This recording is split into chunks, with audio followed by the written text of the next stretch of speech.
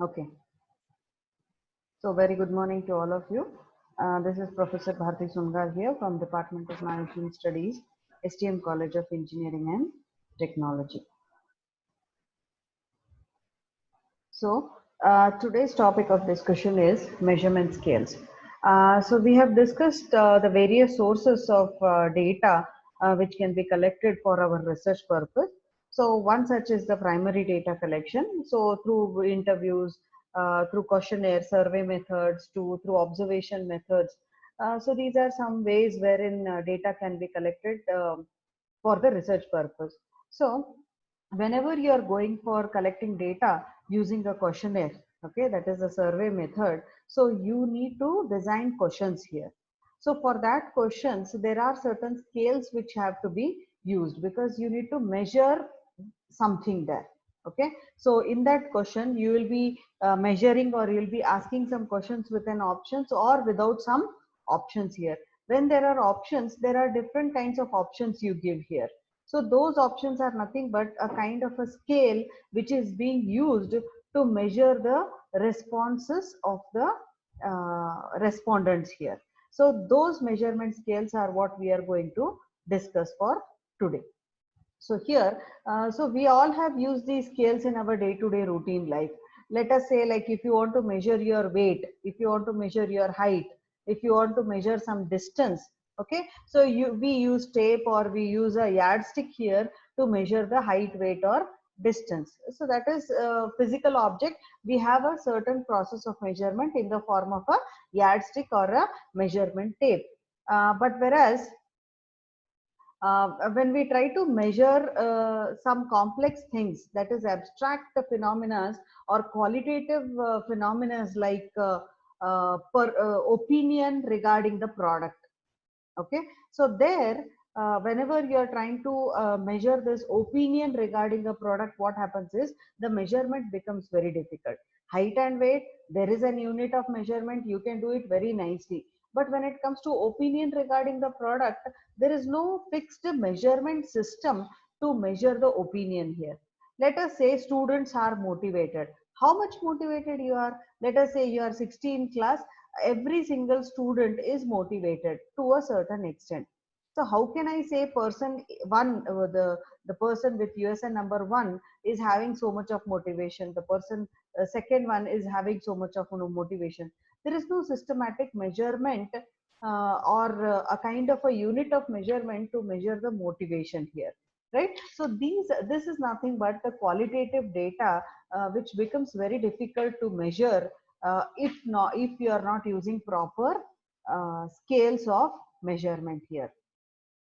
Let us say there is a 1 meter pipe here, and you measure it through a measuring tape. You will get the exact size or the length of that pipe. Okay, the accuracy with a unit of measurement in terms of pipe is very high.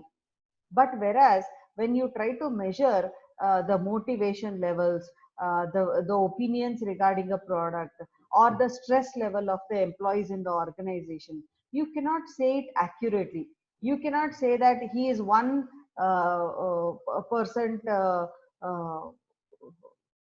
stressed, or he's 2% stressed, or he's 3% motivated. You cannot say it using percentage or some other technique here. So for that reason, you need to devise certain measurement scales in your questions.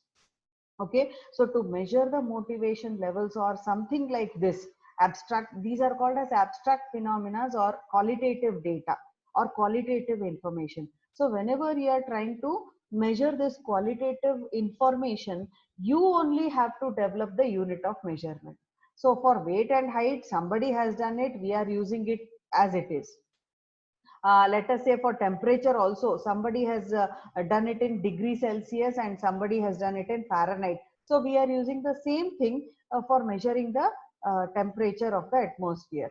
But whereas for your research, when you are using scales, okay, you are the one who are supposed to develop those scales and come out with a measurement technique to measure these qualitative phenomena. Okay, so that is what is necessary here, and that is what we are going to study here. So what is this measurement? Measurement is nothing but, in simple terms, you are trying to assign numbers or symbols with the characteristics to a certain objects here. So when the numbers are used, the researcher must have a rule for assigning these numbers. So here I'll just give a simple example. The person who scores more should be ranked 1. The person who scores less should be ranked 10. Okay, so this is a kind of a number being assigned on some sorry, being assigned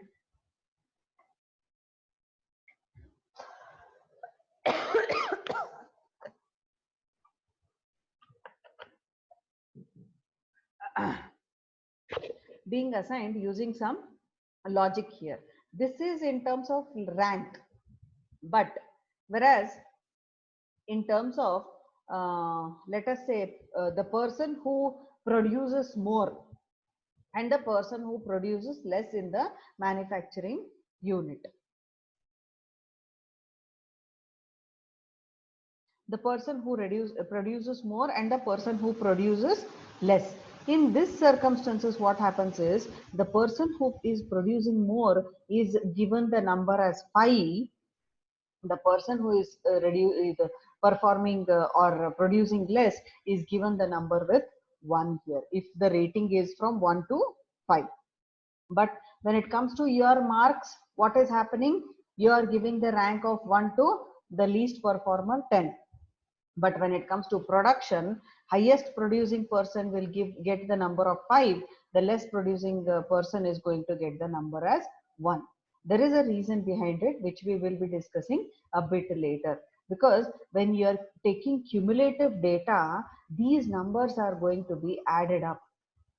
Okay, so then only you'll get to know how many people are performing good and how many people are not performing good in the organization. So that number adds up there, but in ranking method the number is not adding up there. So that is one rank, first rank, second rank, it is individually assigned. Okay, so but whereas in the other case there is a cumulative data which is taken to understand how much production or how many people are performing good in the organization. So this kind of measurement techniques differ from one question to another. So these are the things which we are going to discuss out in this particular chapter.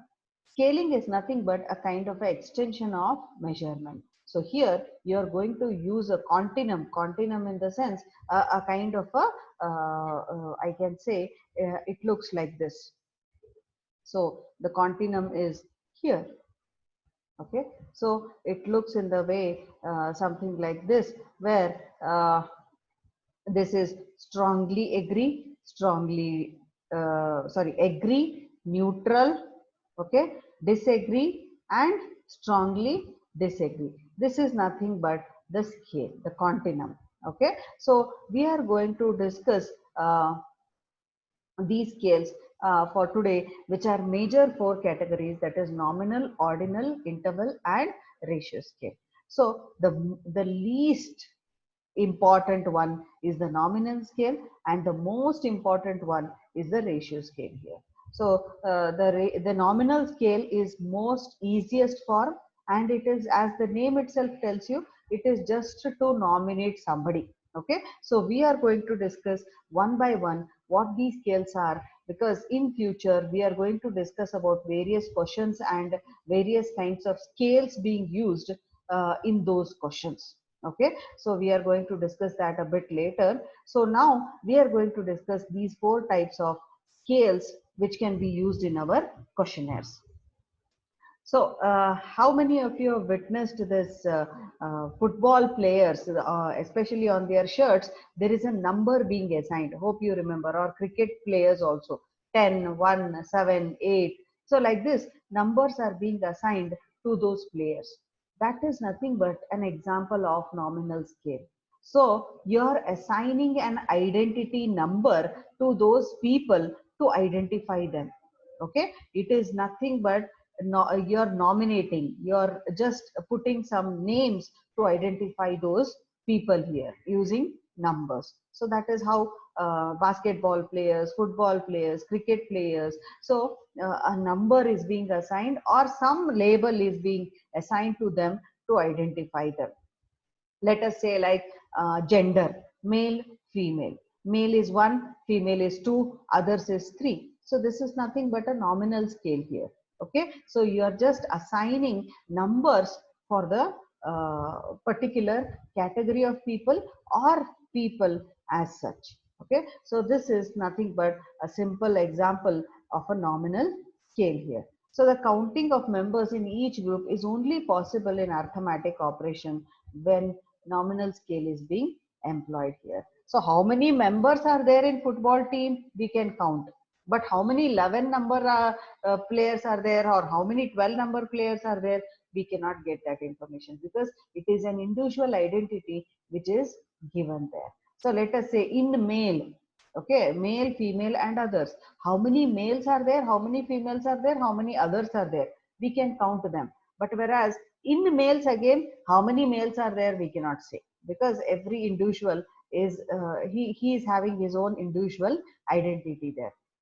So as far as nominal scales are concerned, hope you have studied mean, median, mode in the previous semester. There, these are nothing but the averages which you use for identifying the measures of central tendency.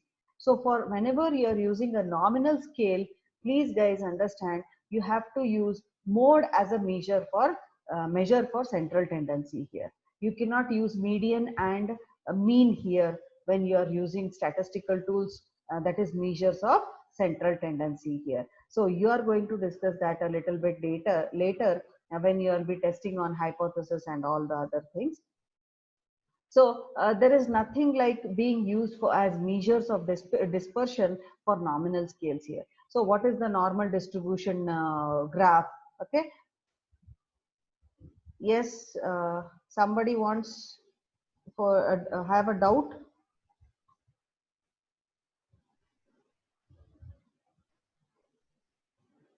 Okay, so here in this, you don't need to check the normal distribution here of the data. So that is not necessary when you are using the nominal scale. The best, most common statistical test which can be used here is the chi-square test for hypothesis testing. And also for some questions, you can even go for correlations. But otherwise, very simple statistical tests can only be useful here.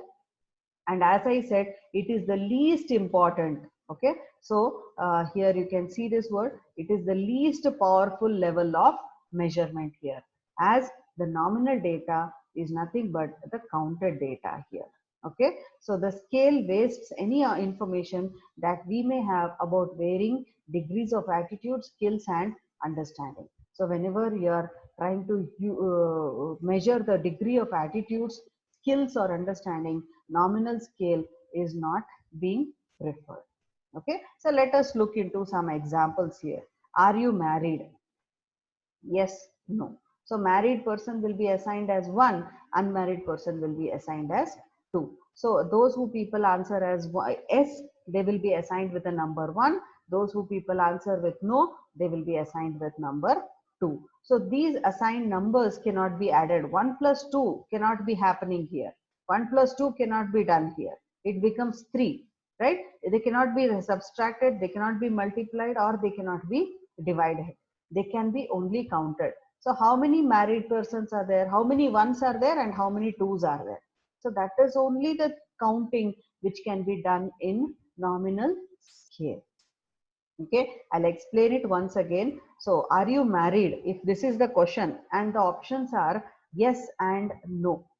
If the person says yes, he is going to be assigned with a number as 1. If the person is says as no, he is going to be assigned with a number as 2. In nominal scale, this 1 and 2 are just like identities for those people. Okay, so here you cannot add them, subtract them, multiply them, or divide them. So 1 plus 2 cannot happen. 1 divided by 2 or 2 divided by 1 cannot happen. Or 1 minus 2 or 2 minus 1 cannot be done. like this, this arithmetic operations cannot be done here. Only operation which can be counted is, let us say there are 10 people whom you are going to conduct this survey. Out of that, 6 people answer as yes. That means the numbers, the number 1 which is assigned, there are 6 people in the sample. That, and there are 4 people who have said as no. So the people with number 2, there are 4 people in the respondent group. So that is how you can use a nominal scales for identification purpose. We will be looking into more of examples in future also. So that is what is nominal scale. You are nominating a name or a number for a particular category or a person here. That is nominal scale. Then comes the ordinal scale. So this is the next level of measurement of compared to nominal scale. So the least one is nominal. Second important is ordinal. Second important is ordinal, third important is interval, and fourth important is ratio scale here. So the major limitation which we had in nominal scale, you could not do some arithmetical operations. To a certain extent, that can be covered up here. One of the major limitation of nominal scale measurements is that we cannot say whether the assigned number to the object is higher or lower. So the one assigned to than the one assigned to the another option here. So the ordinal scale measurement takes care of this limitation. So let us go back to the slide. Yes and no. So 1 is married, 2 is unmarried. So in this case, which is good, which is positive, which is negative, or which is greater, which is smaller, we cannot tell it in the nominal scale. But whereas in ordinal scale, we can do this. Okay. So let us say if there is a food item, so there is a product or a kind of a restaurant for a dinner has to be evaluated. These are the attributes which are taken. So food quality, how much rank you can give from 1 to 10. Prices, how much rank you can give. Menu variety, how much rank you can give. Ambience, service. So here, by doing this, what is being done? You are giving some rank here. You are giving some importance here to a certain level. In nominal scale, it was not like that. Okay, so you are ranking the following attributes here while choosing a restaurant for the dinner. The most important attribute may be ranked 1, and the next important attribute may be ranked 2, and so on here. So let us say, for me, when I am choosing a restaurant, food quality should be the best. So I will rank it as, let us say,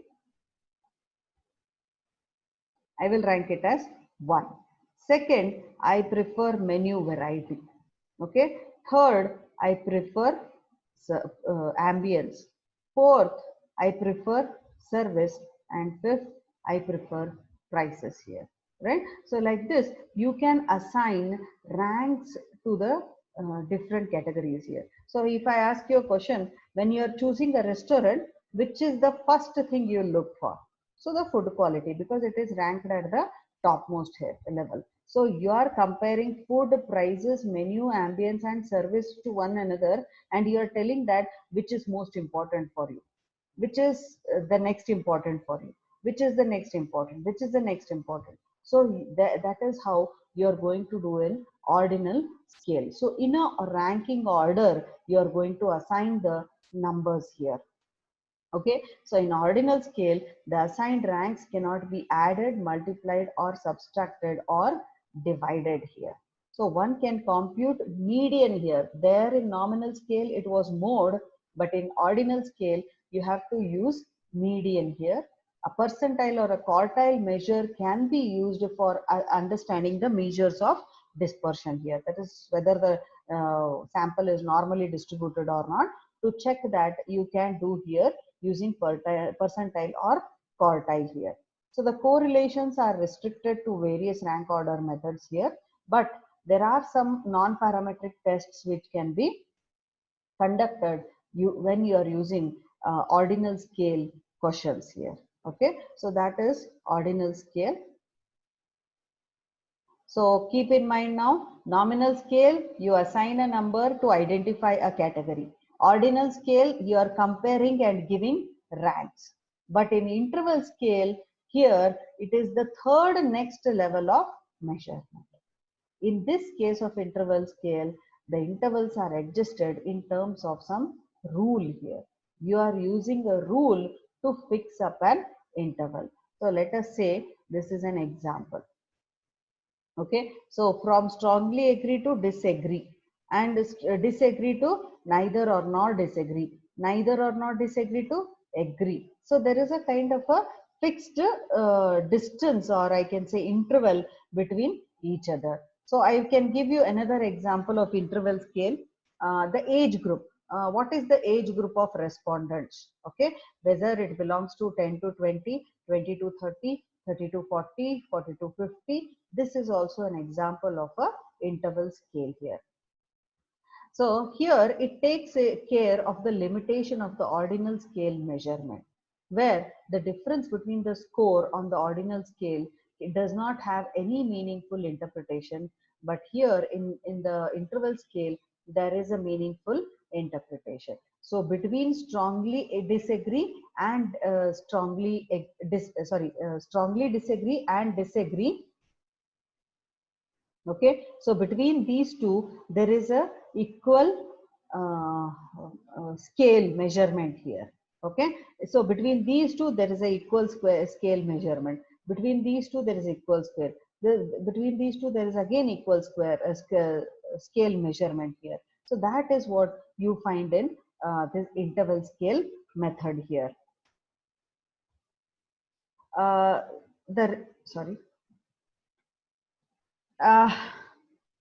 In interval scale, the difference of the score on the scale has a meaningful interpretation. So, if it is strongly disagree, means it is a kind of a negative opinion that has lowest value here, that is 1 here. So, when this is given, when the next level is given 2, 3, the highest positive answer is always given with the highest marks here in terms of scales here. So in this interval scale, the scale numbers can be added, subtracted, multiplied, or divided. This is very interesting thing here.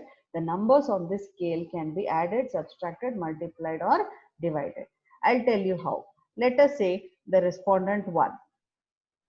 Okay, so he has been asked with a question. The counter clerks at ICICI Vasant Kunj branch are very friendly. I'll clear this first.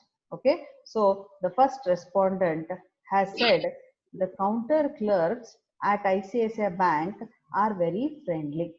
So the first person will say as disagree. So what is, so the first, so let us say the first person, second person, third person, and fourth person. Okay, so the first person said has 2 here. Okay, so the first person has said disagree. Okay, then,